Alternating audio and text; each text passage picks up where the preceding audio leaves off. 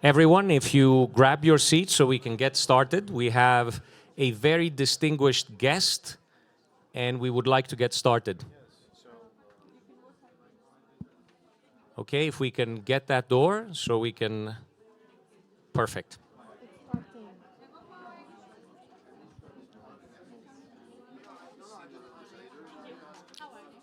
So welcome everyone again to Monaco Day in Davos 2025. With me today is a very distinguished guest. Larry Summers is an American economist. He has served as the 71st United States Secretary of the Treasury back in the late 90s, 1999 to 2001. And he has also been the director of the National Economic Council from 2009 to 2010. He has also served as president of Harvard University between 2001 and 2006. And I had the pleasure of not only having lunch the other day with Larry and hearing his insights, but having him as a guest at the YPO Edge in New York. Larry has kindly agreed to come. We will have a broad discussion, and I hope to involve as many of the audience as possible. So Larry has agreed that we'll open it up, we'll take good questions, and we'll move from there. So Larry, let me get started by saying the following. The world today, right? 2025, what is your view overall? Are we looking at the world that is becoming more decoupled? Are we going to what my friend Ian Brenner calls a G0 world, where instead of having, the G7 and the G20 and cooperation, it's everyone from themselves? What do you think is happening? What is your take?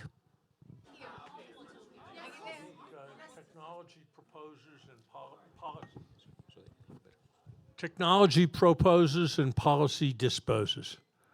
There's more opportunity for more integration, more interchange across international borders than ever before.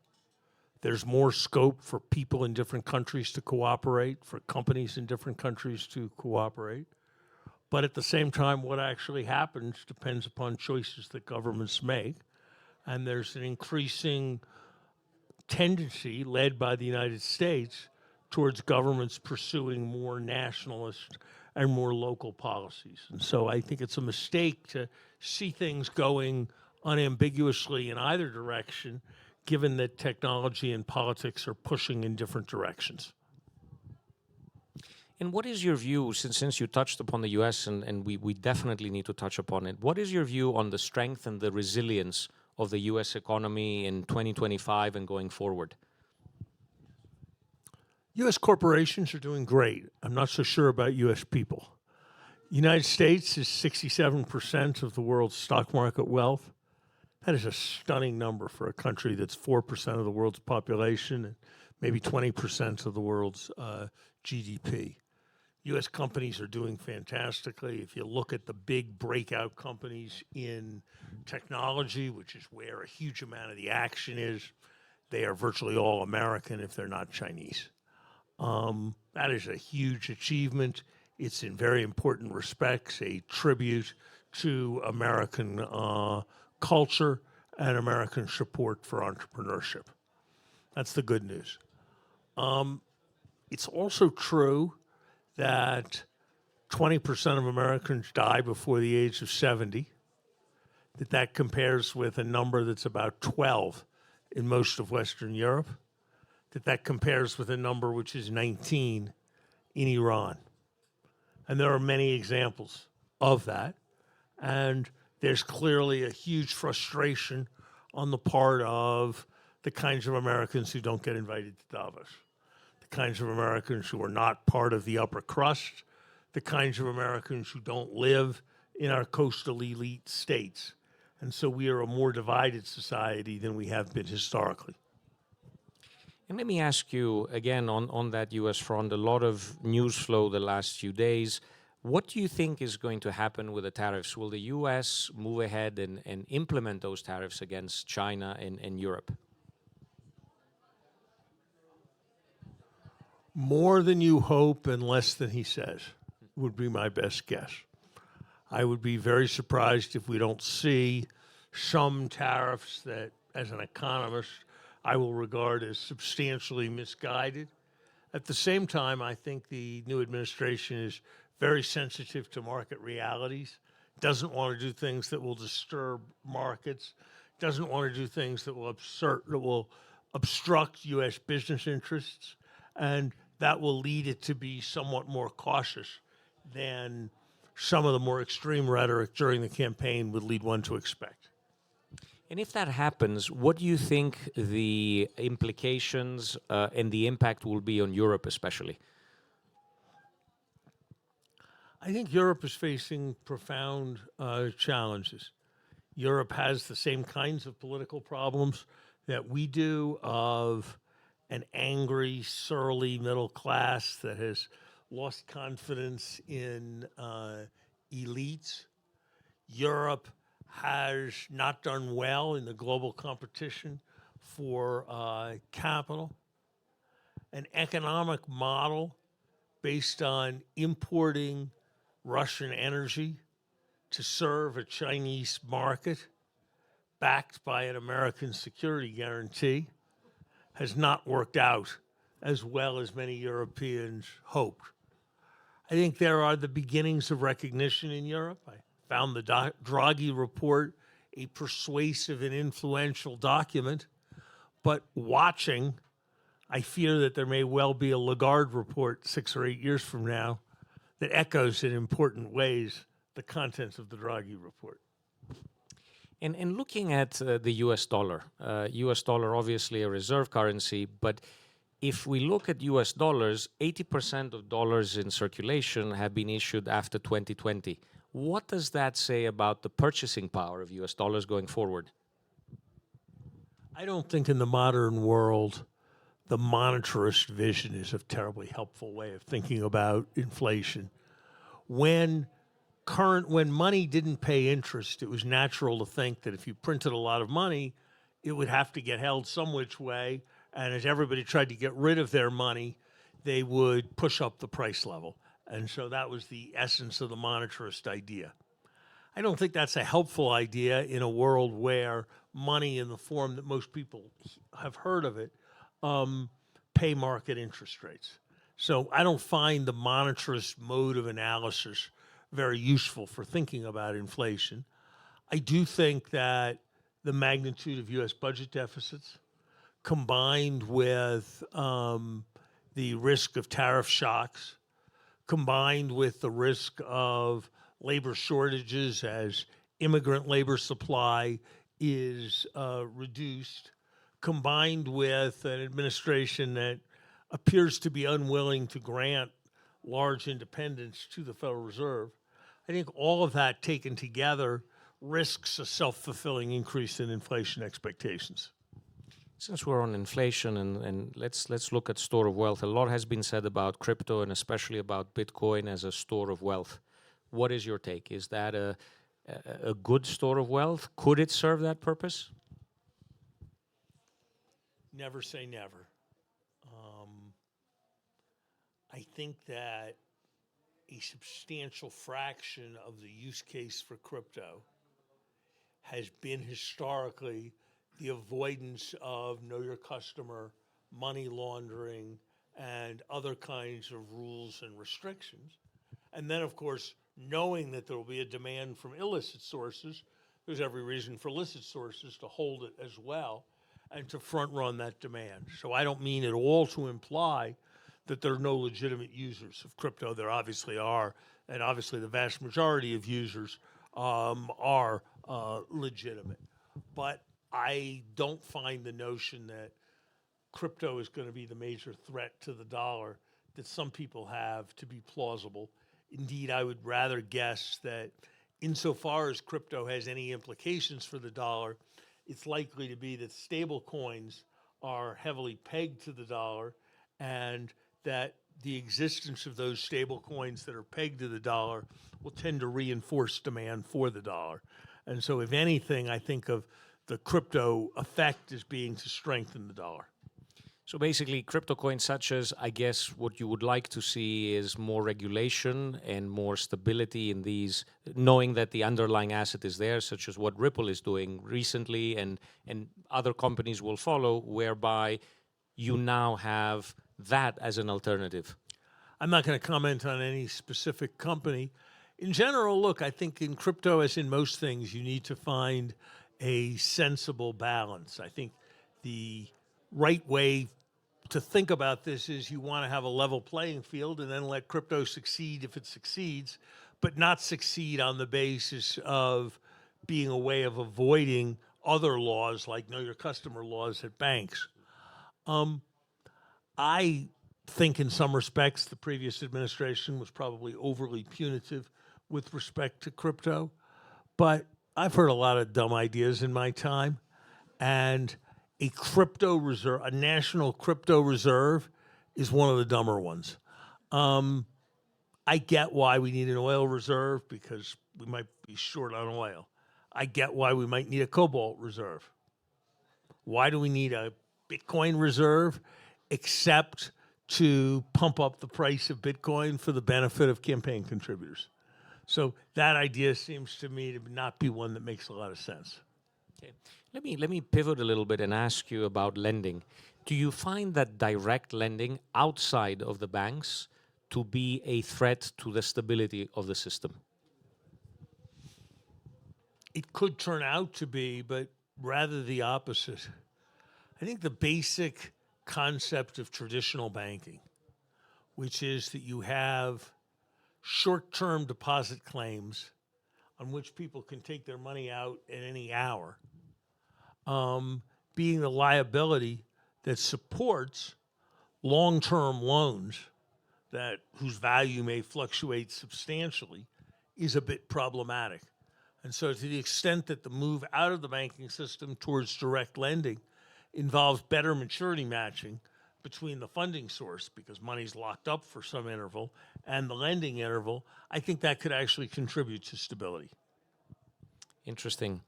And before I open it up, and I will open it up, so prepare your questions. Again, pivoting, you also were the president of Harvard University Endowments. Are there any lessons to be learned about and shared about how to best manage them, and or lessons that people can apply in managing their portfolio? Look, I think it's a mistake for endowment managers or for people to exaggerate the extent to which they're going to be able to time markets. There was a guy, Jack Meyer, who very successfully ran the Harvard endowment, and he was asked once what the secrets of his success were, and he had 4 or 5 secrets. I don't remember the first 3, but the fourth was, I never listened to a member of the Harvard economics department. And so I think thinking that you can time markets based on the kinds of judgments we're discussing, I think it makes sense to shade, but I don't think an endowment that's based on the idea that it is smart enough to be able to time markets is likely over time to be a very successful endowment. I think in general, the principle is sort of a principle of comparative advantage. That any investor or source of money should think about what its comparative advantage is. And a university endowment is very well situated to take a very long run view because it needs liquidity only very slowly, 5% or so a year. And so I think it should think about what it can invest in that takes advantage of its capacity to be patient hand capital. I think there are other examples of the same kinds of principles. You should take advantage of the fact that you're a tax-free investor to buy the kind of fixed income investments that are very unattractive when you're a taxable investor. So I would say respecting the principles of comparative advantage. And I'd say we probably need to buckle our seatbelt a bit.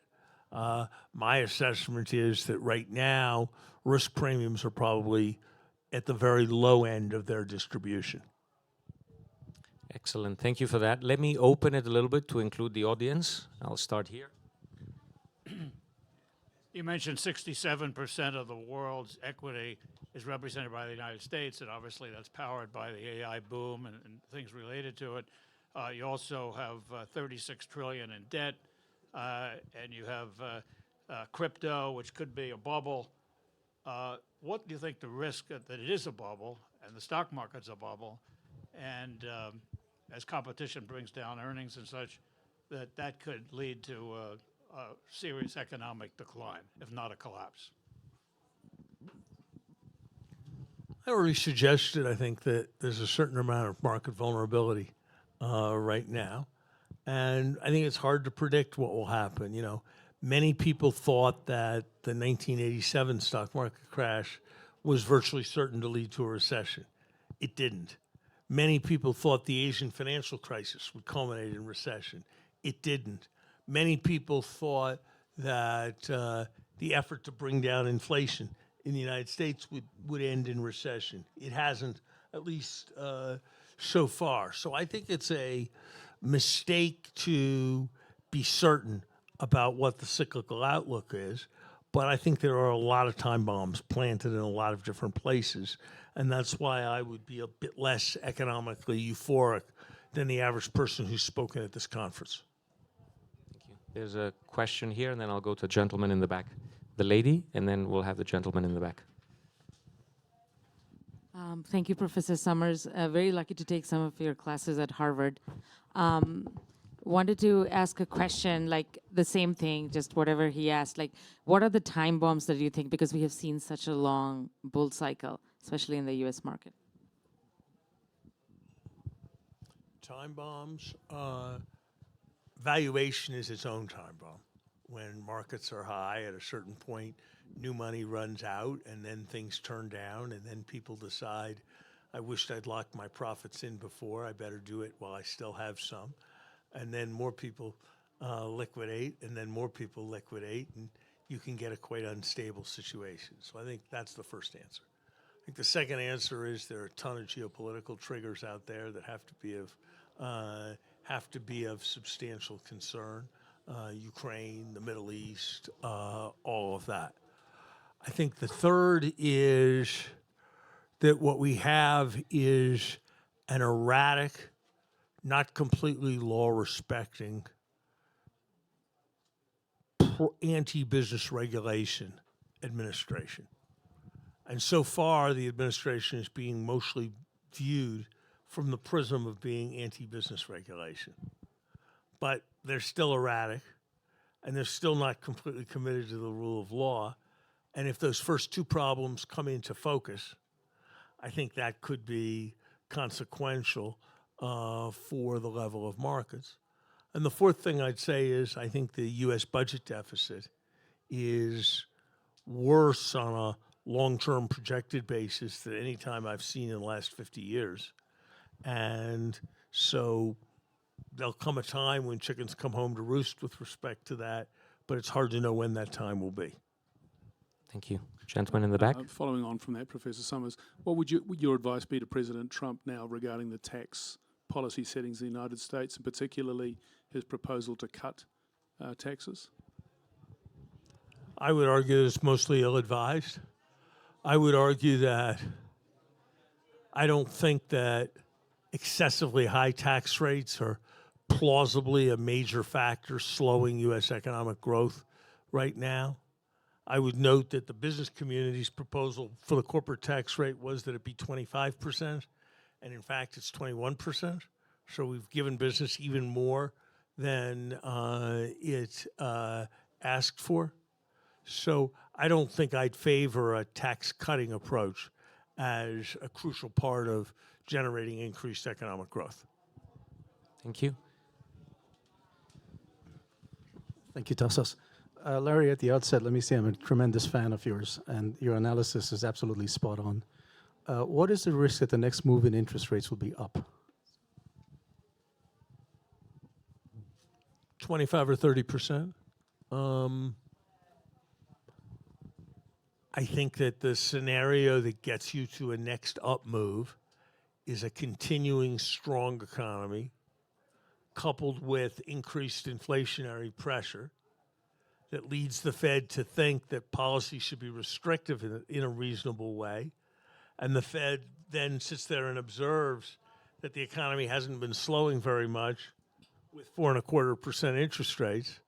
And so it concludes that the appropriate R star is pretty high. And then it concludes that we need to have restrictive policy relative to that pretty high R star. Thank you. Lady in the back, and then I'll come over here. So there's a lot of talk in the semiconductor industry, chip war, deglobalization, how can we reshore this industry? What in your mind is excessive versus necessary to be done?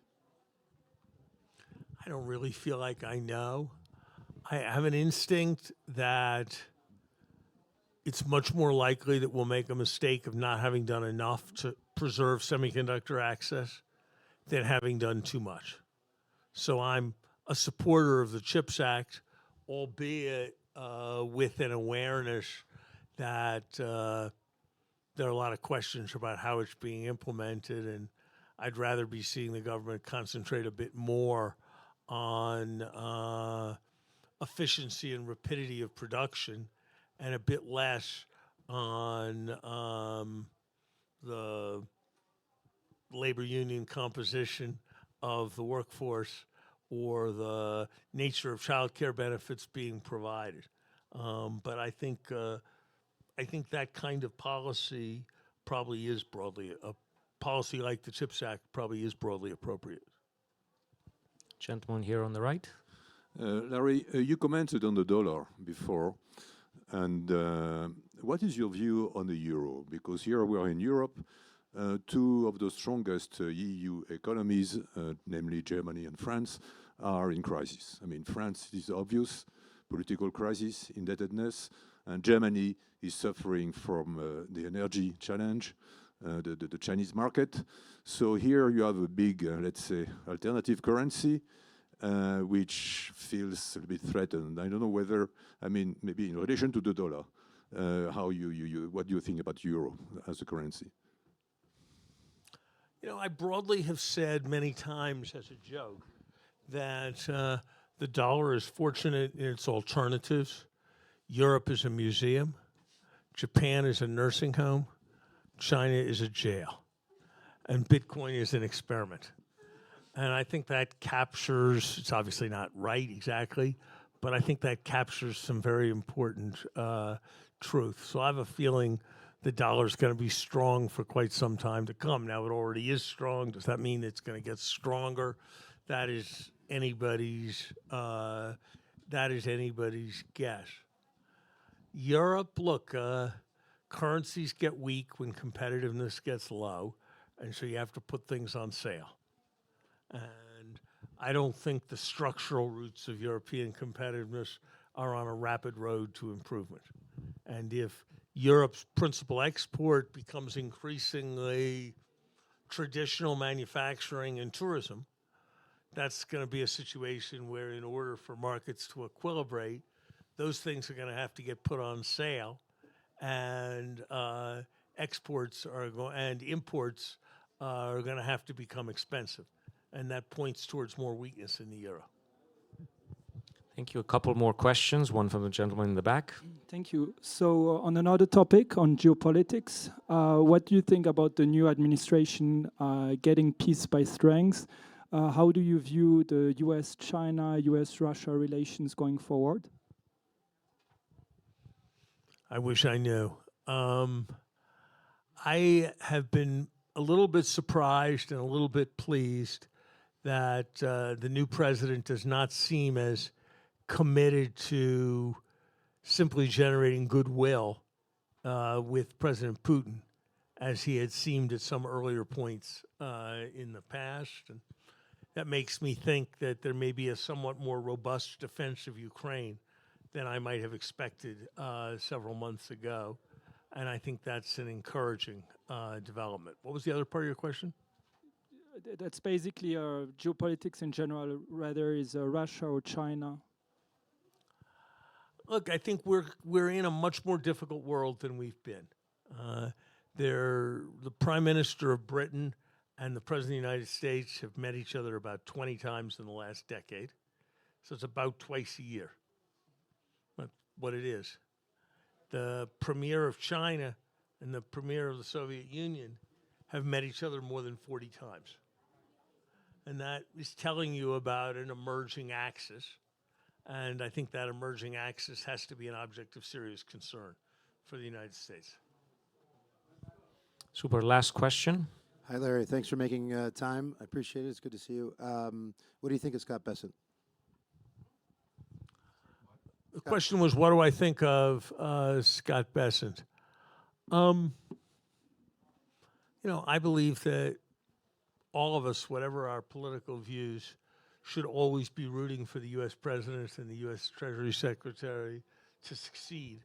And I'd certainly extend that courtesy to Scott Bessent, who I've met but don't know well, but who is reputed to be a substantially thoughtful student of financial history and financial markets. I have found his 3-3-3 thing a little bit naive. I'm not sure that it's realistic to think we're going to get to 3% growth on a sustained basis. Even if we did, I'm not sure we'd get to a 3% of GDP budget deficit. And so I think he is operating with some degree of optimism about the environment he's entering. But I feel good about it because he's a serious financial person. And I think that's very important at a moment like this. Larry, thank you very much for being with us today. It's always nice to have these discussions. And since I have everybody, I want to take a minute to thank you. Larry has been a great friend of YPO. He's always willing to share his views. And today we have the pleasure, through Monaco, the government and the Monaco private label, to bring you also into the Monaco family. We will be making you a member of the Monaco private label, the most exclusive society of Monaco that looks to find thought leaders, successful entrepreneurs, bring them together in a forum to exchange ideas and do great things. So it's with great pleasure I'll call Chloe.